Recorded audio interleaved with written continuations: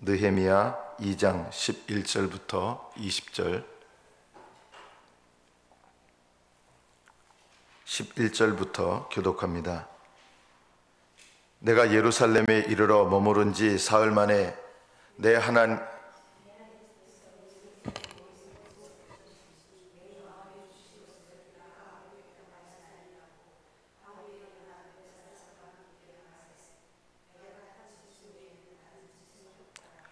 그 밤에 골짜기 문으로 나가서 용정으로 분문에 이르는 동안에 보니 예루살렘 성벽이 다 무너졌고 성문은 불탔더라.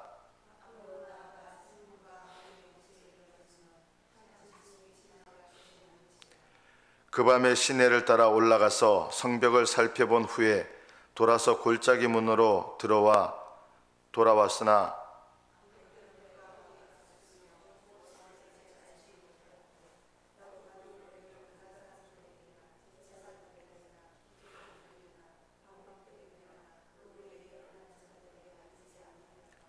후에 그들에게 이르기를 우리가 당한 곤경은 너희도 보고 있는 바라. 예루살렘이 황폐하고 성문이 불탔으니 자 예루살렘 성을 건축하여 다시 수치를 당하지 말자 하고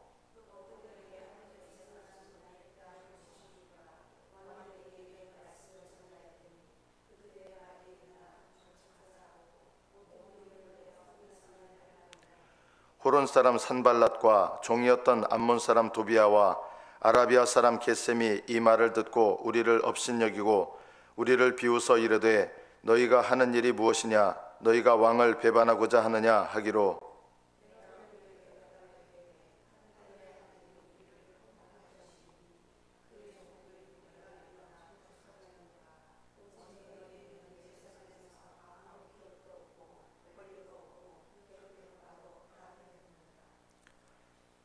여기까지 받들어 읽겠습니다.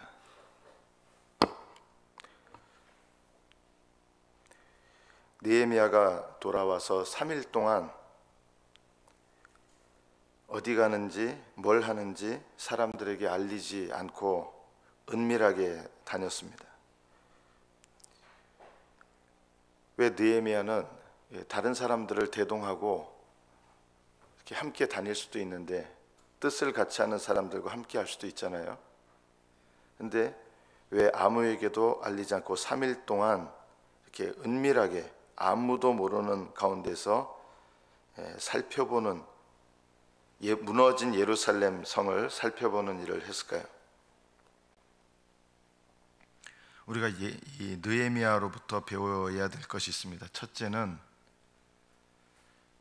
사람을 의지하지 않는 것입니다.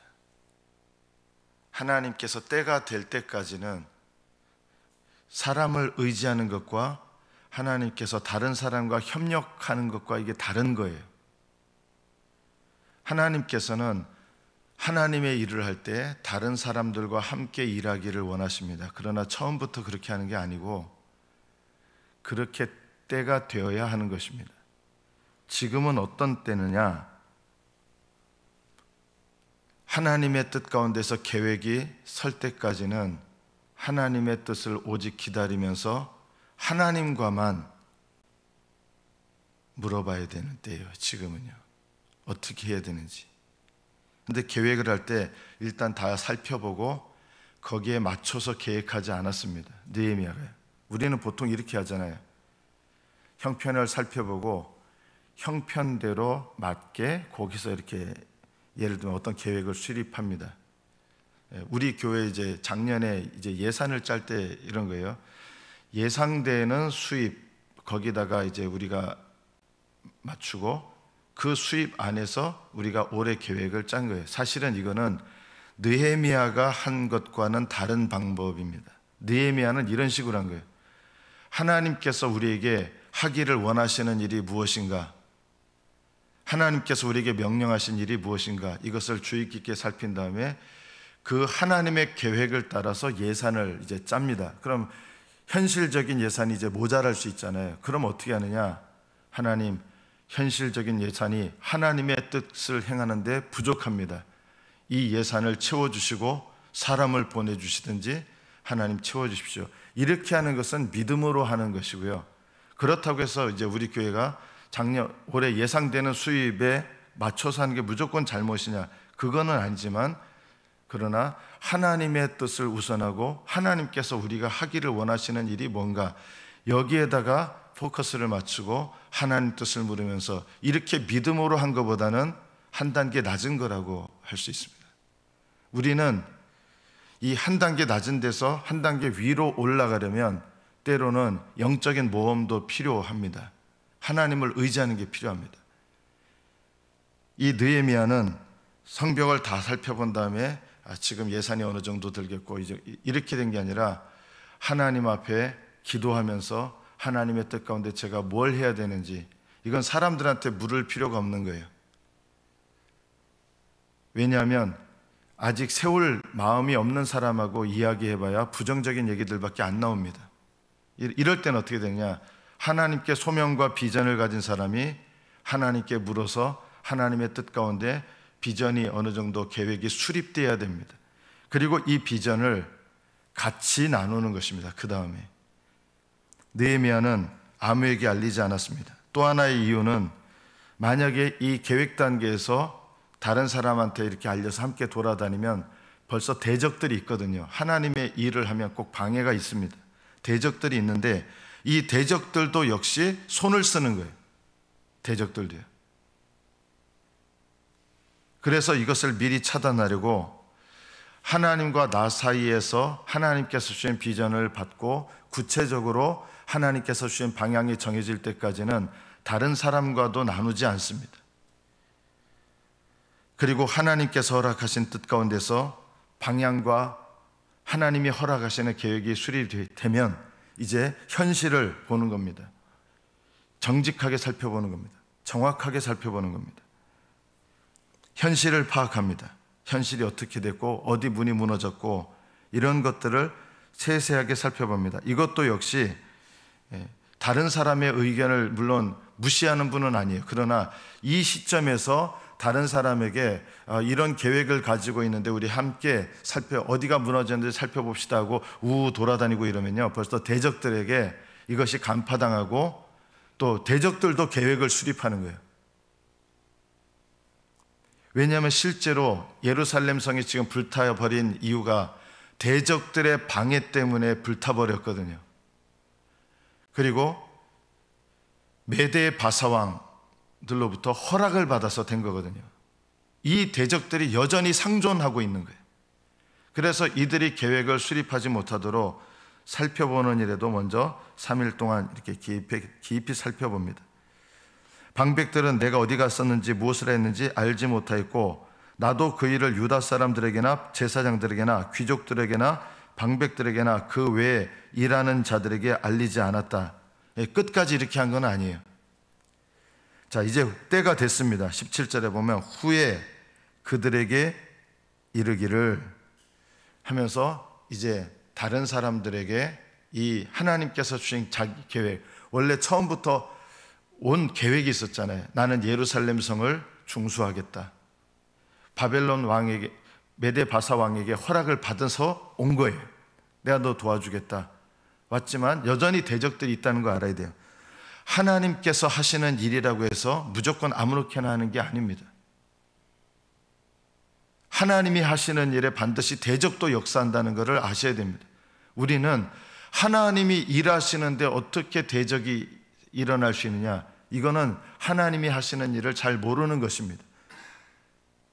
하나님이 하시는 일은 사람을 통해서 하나님께서 하시기 때문에, 믿음의 사람을 통해서, 마귀는 사람을 통해서 하시는 하나님의 일을 방해할 수 있습니다. 여러분, 이 영적인 사실을 알아야 됩니다. 하나님께서는 사람을 통해서 일하시기 때문에 마귀는 사람을 통해서 일하시는 하나님의 뜻에 대해서 방해할 수 있습니다. 어떻게 해요? 그 사람을 방해했어요. 그 사람을 좌절시켜서, 그 사람에게 앞길을 막아서. 우리 생각은 이래요. 하나님 일인데 어떻게 앞길이 막혀질 수가 있습니까? 이거는 하나님 일에 대해서 전혀 오해하고 있는 거예요. 하나님의 일을 여러분이 한다 할지라도 언제든지 방해가 있을 수 있습니다.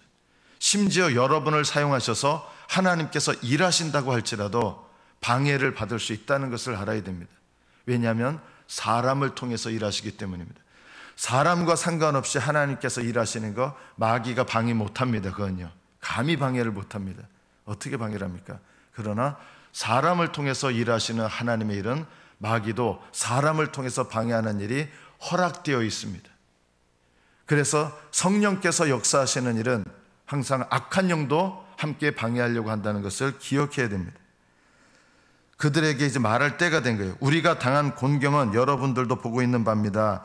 예루살렘이 황폐하고 성문이 불탔으니 자, 예루살렘 성을 건축하여 다시 수치를 당하지 말자 하고, 하나님께서 어떻게 자기를 도우셨고 왕에게 어떻게 허락을 받고 왕으로부터 어떤 허락을 받았고 어떤 도움을 받았고, 이런 이야기들 하나님께서 이 모든 과정 속에서 어떻게 도왔는지 이제 비로소 얘기할 때가 된 거예요.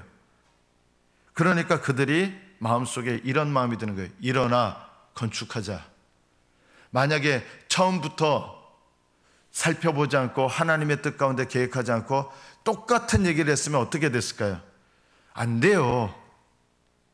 우리 하려고 그랬는데 벌써 이렇게 불타버린 거 못 봤어요? 이런 부정적인 얘기들이 나왔을 거예요. 그러면요, 하나님의 일을 하기도 전에 사람들의 뜻이 모인다고 다 하나님의 뜻이 아니란 거 아셔야 됩니다. 사람의 뜻은 언제 모여야 되느냐? 이렇게 일어나 건축하자. 하나님의 기뻐하시는 뜻에 대해서 함께 마음을 모을 때, 이게 하나님께서 사람들을 통하여 일하실 때가 된 거예요. 일어나 건축하자. 느헤미야의 말을 듣고 그 전에 말했으면 부정적인 감정으로 말했을 거예요. 지금 이 상황을 보고도 그런 소리가 나오십니까? 뭐 이런 얘기. 우리가 아무리 애를 써서 하려 해도 안 될 겁니다. 왜냐하면 할 때마다 번번이 우리는 방해를 받았기 때문에 이번에도 똑같을 겁니다. 이런 식으로 부정적인 얘기들만 모이는 거예요. 그러나 하나님의 때가 되어서 말하니까 어떻게 됩니까? 일어나 건축합시다 하고, 하나님께서 느헤미야의 순종도 보시지만 이 순종을 통해서 다른 사람들의 마음 가운데도 하나님께서 하시는 일에 대한 선한 소원을 함께 일으켜 주신다. 이것이 하나님의 일을 할 때 하나님의 때도 중요하다는 이유입니다. 여러분이 하나님의 일을 한다고 해서 무조건 하나님의 때가 아닙니다. 하나님의 일을 하실 때 꼭 기억하실 것, 이것이 하나님의 때인가, 지금 잠잠할 때인가 말할 때인가, 계획할 때인가 행동할 때인가, 이런 것들을 하나님 앞에 주도 면밀하게 돌아보면서, 누가 돌아봐야 돼요? 믿음의 사람이 돌아봐야 돼요. 우리 생각은 또 오해가 이런 게 있어요. 하나님께서 일하신다 그러면 언제 그때가 되는지 일일이 다 말씀해 주실 것이고 아니면 막아주실 것이다, 이런 생각들을 버리셔야 됩니다. 하나님의 때를 분별하는 것은 사람이 해야 될 책임이지, 하나님께서 분별하려고도 하는 마음이 없는 사람에게 야, 지금은 때가 아니야, 이때 해, 이런 식으로 하시지 않는다는 것을 아셔야 됩니다. 하나님의 뜻을 찾는 것도 사람의 일이고 하나님의 때를 구하는 것도 사람의 일입니다. 그리고 이것을 어떻게 하나님의 방법을 따라 할 것인가, 하나님의 뜻과 때가 된다고 해서 여러분의 방법대로 하려고 그러면 안 됩니다. 하나님의 방법을 따라서 하셔야 됩니다. 이 세 가지가 맞을 때 하나님께서 함께 하시고 일하시는 거예요. 하나님의 뜻, 하나님의 때, 하나님의 방법, 세 가지가 맞아야 돼요. 하나님의 뜻과 때를 구해놓고 또 많은 사람들이 여기서 실수하는 거예요. 자기가 익숙했던 방법대로 하는 거예요. 예전에 그렇게 안 했습니다. 하나님은 예전에 하신 방법대로 하시는 분이 아니잖아요. 여리고성을 무너뜨렸으면 그 다음 사람들은 항상 어떤 식으로 하려고 그래요? 성경에는 그렇게 하는데 그 다음 아이성 싸움에 할 때도 또 빙글빙글 돌 겁니까? 그때는요 마주쳐 나가라 그랬어요. 뒤에 매복을 숨겨놓으라 그랬어요. 방법이 달라요. 근데 늘 똑같은 방법으로 하시니 하나님께서 전에 이렇게 하셨어요. 하나님이 전에 그렇게 하셨다고 해서 그게 하나님 방법이 아니에요. 지금 인도하시는 하나님의 방법은 또 다른 거예요. 그래서 하나님의 뜻과 때와 방법을 구해야 됩니다. 하나님의 뜻을 따라 말하면서 느헤미야는 이제 백성들 또 지도자들의 마음도 얻어야 될 때가 된 거예요. 이제는 이렇게 얘기를 하니까 이제 비전을 가지고 얘기를 합니다. 일어나 건축하자 하고 모두 힘을 내어 이 선한 일을 하려 하였다. 이들이 딴 사람이 얘기했으면, 똑같은 상황에서 딴 사람이 얘기했으면 이런 일이 일어났을까요? 아니에요. 느헤미야가 하나님의 성령 안에서 하나님의 뜻과 때와 방법을 따라 하니까 백성들이 힘을 합하여 선한 일을 하려고 한 거예요. 그래서 하나님께서 하시는 일은 지도자가 그래서 중요한 것입니다. 지도자가 올바른 방향으로 같이 가는데 합력해야죠. 지도자가 영적인 위치에 서 있지 못하면 어떤 다른 성도들이 아무리 훌륭해도 그 교회는요, 하나님께서 일하시는 거 일어날 수가 없습니다. 왜냐하면 하나님은 지도자를 통해서 일하시기 때문입니다. 이 사실을 분명히 알아야 됩니다. 지도자가 부족해도 성도들이 우리 지도자를 따릅시다 하는 교회가 있고요, 지도자가 탁월해도 안 따르는 교회가 있어요. 하나님은 어디를 쓰시는지 아십니까? 지도자가 부족해도 우리 지도자와 함께 합시다, 이런 교회와 하나님은 함께 하신다는 거 아셔야 됩니다. 왜냐하면 그것이 하나님께서 일하시는 방법입니다. 아무리 성도들이 뛰어나셔도요, 성도들 무시하는 거 아니에요.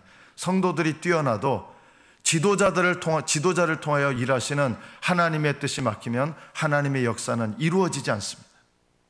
여러분이 이 영적인 사실을 알아야 됩니다. 그리고 지도자 혼자서 또 하는 것도 역시 아닙니다. 느헤미야는 하나님 앞에 기도하고 하나님의 때를 기다리고, 그리고 혼자 하는 게 아니죠. 같이 비전을 공유하고 나눠서 이제는 우리 함께 합시다 하는 이런 마음이 들면서 나중에 어떻게 합니까? 다 분담을 하게 됩니다. 각처에서 분담을 해서 어느 지파는 어느 부분을 중수하고 어느 지파는 어디를 중수하고, 이렇게 하니까 정말 순식간에 사람이 생각하지 못하는 기간에 그 무너져 내린 모든 것을 회복하고 완성시키는 일이 일어나게 됩니다. 이것이 느헤미야를 통해서 하나님께서 이루어 가신 일의 가장 중요한 과정입니다. 우리가 또 기억할 것이 있습니다. 19절에 보면 이렇게 하나님의 뜻과 방법과 또 같이 마음을 합하여서 하나님의 일을 합니다. 그러면 반대가 없고 또 방해가 없었을까요? 전혀 그렇지 않았습니다. 19절에 보면 호론 사람 산발랏과 종이었던 암몬 사람 도비야, 아라비아 사람 겟셈, 이들은 이스라엘 땅에 들어와서 사는 이방인들이었습니다. 그리고 힘 있는 사람들이었습니다. 왜 힘이 있었냐면 이스라엘이 지금 종노릇하고 포로로 끌려간 상태잖아요.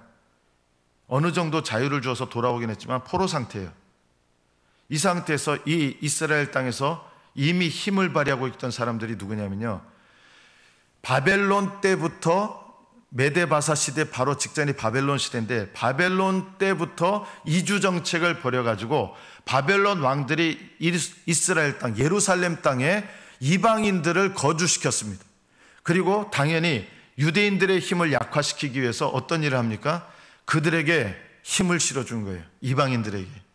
그래서 이 호론 사람 산발랏, 암몬 사람 도비야, 아라비아 사람 겟셈, 이방인인데 이들은 예루살렘에서 여전히 메데 바사 왕과 연결돼서 힘을 발휘할 수 있는 사람들이었습니다. 그러니까 당장 이 사람들이 등장하면서 너희들 지금 뭐 하려고 하는 거야? 너희들 감히 이거 반역하려고 하는 거야 이거? 하면서 이제 밀고 알리려고 하는 거예요. 방해하는 거예요. 하나님께서 기뻐하시는 일을 할 때 항상 이런 큰 방해가 일어날 수 있습니다. 이상하게 여기지 마십시오. 하나님의 일에는 방해가 있을 수 있다. 그러자 느헤미야가 어떻게 반응합니까? 이 반응을 우리가 배워야 됩니다.